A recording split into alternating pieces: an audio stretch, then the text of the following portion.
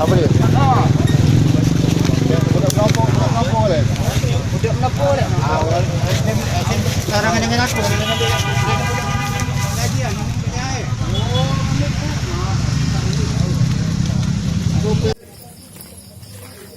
Belum tuh lah masuk itu.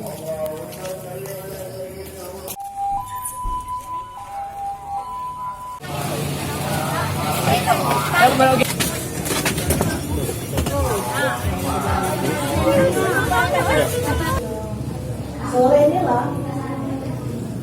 Jadi kalau libur,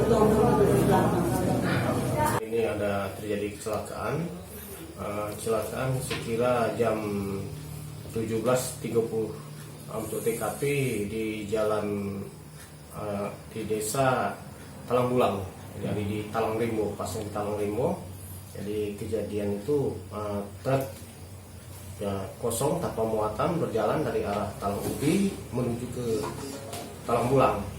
Tiba-tiba truk ini melintang oleng dan melintang. Kemudian dari arah berlawanan datang sepeda motor. Jadi sepeda motor langsung kena menabrak bak belakang.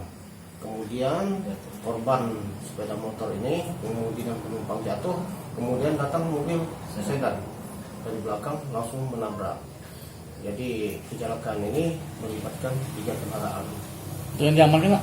Jadi untuk sementara untuk pengemudi itu pengemudi mobil sedan, untuk pengemudi mobil truk itu masih dalam pencarian karena melarikan diri.